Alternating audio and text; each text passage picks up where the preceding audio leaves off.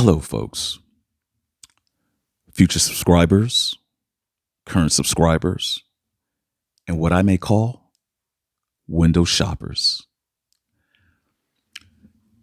In my recent video, I presented a book to you. The name of that book is called Dare to Lead by Brene Brown. I will attempt tonight to hopefully encourage, inspire, and motivate you. So please open up your hearts, your mind, and of course your ears, and allow me to read just a small portion of Brene Brown's book. Let's get started. Courage is contagious. Section 1, the moment and the myths. The moment the universe put the Roosevelt quote in front of me, 3 lessons came into sharp focus. The first one is what I call the physics of vulnerability. It's pretty simple. If we are brave enough, often enough, we will fall. Daring is not saying I'm willing to risk failure. Daring is saying I know I will eventually fail, and I'm still all in. I've never met a brave person who hasn't known disappointment, failure, even heartbreak. Second, the Roosevelt quote captures everything I've learned about vulnerability. The definition of vulnerability as the emotion that we experience during times of uncertainty, risk, and emotional exposure first emerged in my work 2 decades ago and has been validated by every study I've done since, including this research on leadership. Vulnerability is not winning or losing. It's having the courage to show up when you can't control the outcome. We've asked thousands of people to describe vulnerability to us over the years, and these are a few of the answers that directly pierce the emotion.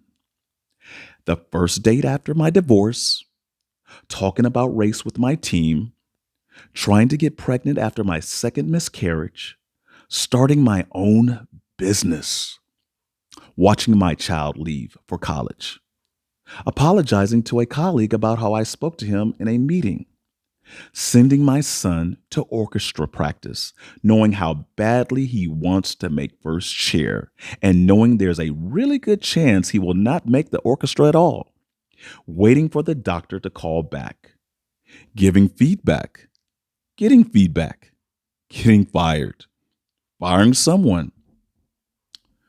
Across all our data, there's not a shred of empirical evidence that vulnerability is weakness.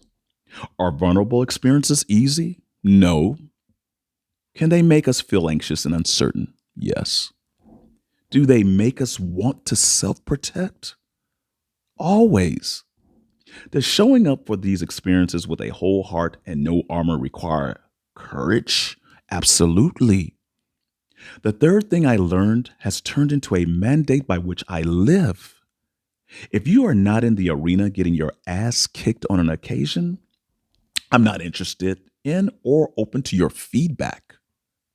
There are a million cheap seats in the world today filled with people who will never be brave with their lives, but who will spend every ounce of energy they have hurling advice and judgment at those who dare greatly.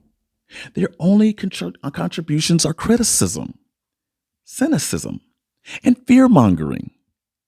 If you're criticizing from a place where you're not also putting yourself on the line, I'm not interested in what you have to say.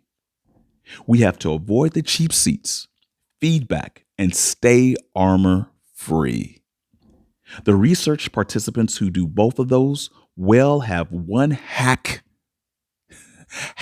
in common. Get clear on whose opinions of you matter. So I want to thank you folks for taking the time out in your schedule to listen to my short reading. And I'll repeat the title again, Dare to Lead by Brene Brown.